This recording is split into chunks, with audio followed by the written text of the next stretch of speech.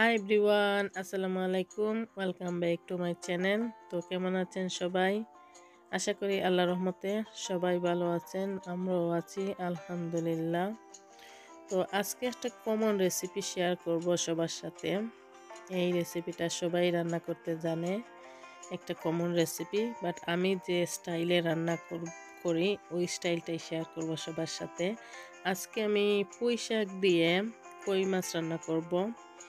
তো পুঁই শাক দিয়ে কই মাছ রান্না করলে খেতে কিন্তু অনেক মজার হয়। তো এইটা আমার বাগানেরই পুঁই শাক। আমি এনে ক্লিন করে ধুয়ে পরিষ্কার করে নিয়েছি। এখন রান্নায় চলে গেলাম। এই তো একটা হাঁড়িতে পরিমাণ মতো তেল দিয়ে দিলাম। তেলটা গরম হওয়ার পরে আমি প্রথমে রসুন কুচি দিয়ে দেব। এই তো হাফ টেবিল চামচ রসুন কুচি দিয়ে দিলাম। রসুন কুচিটা একটু হালকা ব্রাউন হয়ে আসলে তারপরে আমি পেঁয়াজটা দেব। তো আমার রেসিপিটা যদি ভালো লাগে তো প্লিজ একটা লাইক দিয়ে দিবেন। আর আমার চ্যানেলটা যদি সাবস্ক্রাইব না করেন তাহলে আমার চ্যানেলটা সাবস্ক্রাইব করে দিবেন। আর ইতিমধ্যে যারা সাবস্ক্রাইব করেছেন সবাইকে জানাই অসংখ্য দোয়া আর ভালোবাসা। তো এই তো আমার রসুনটা হালকা ব্রাউন হয়ে আসছে। আমি এখন পেঁয়াজ কুচি দিয়ে দিলাম। এইটা আমার ব্লেন্ড করা পেঁয়াজ আমার ক্ষেত্রে ছিল, তো ওইটা দিয়ে আজকে আমি রান্না করতেছি। এটা কাটা পেঁয়াজ দিয়েও রান্না করা যায়। তো এখন আমি পেঁয়াজটা ভেজে নেব, একটু সময় কষিয়ে নেব। এই তো এখানে আমি এখন পরিমাণ মতো লবণ দিয়ে দিলাম। তো এখন আমার পেঁয়াজটা কষিয়ে নেব।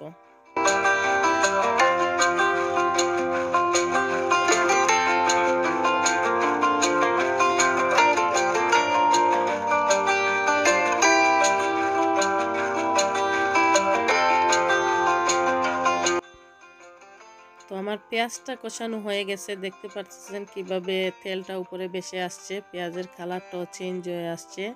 তো এখানে আমি গুঁড়া মশলার মধ্যে আমি দিয়ে দিলাম হলুদের গুঁড়া, ধনিয়ার গুঁড়া, মরিচের গুঁড়া। তো আমি পরিমাণটা বললাম না, পরিমাণটা যে যতটুকু রান্না করবে ততটুকু দিবে। এখানে আমি হলুদের গুঁড়া, ধনিয়ার গুঁড়া, মরিচের গুঁড়া দিয়ে দিলাম। তারপরে আমি 1 মিনিটের মতো নাড়াচাড়া করে আমি একটু পানি দিয়ে দিলাম। এখন আমি মশলাটা ভালোভাবে কষিয়ে নেব। মশলাটা ভালোভাবে কষিয়ে নিলে তরকারিটা কিন্তু মজার হবে।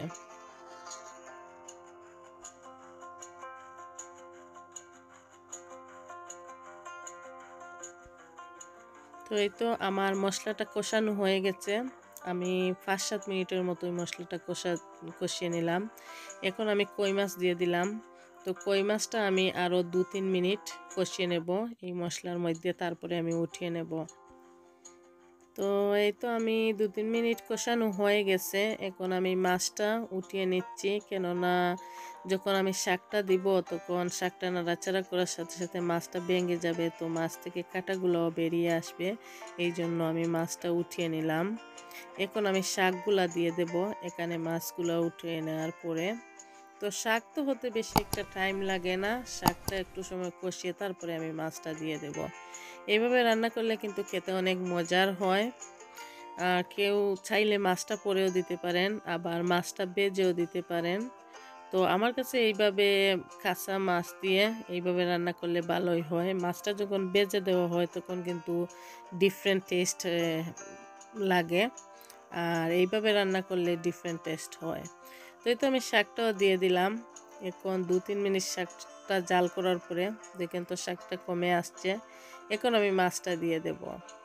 তো মাছটা দিয়েও আমি তেমন আর ঝোল টুল দেব না, সামান্য একটু ঝোল দেব। এই তো মাছটা দিয়ে দিলাম।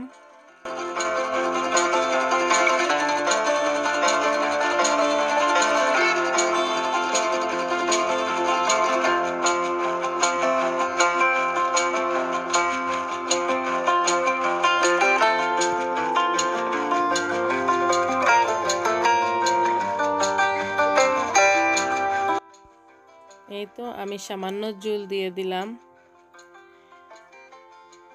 ঝোল দিয়ে আমি 5-7 মিনিট আবার জাল করে নিলাম। এই তো দেখেন তো ফাইনালি আমার তরকারিটা হয়ে আসছে। তো আশা করি আমার রেসিপিটা সবার কাছে ভালো লাগছে। আজকের মতো সবার কাছ থেকে ওখানেই বিদায় নিব। আল্লাহ হাফিজ।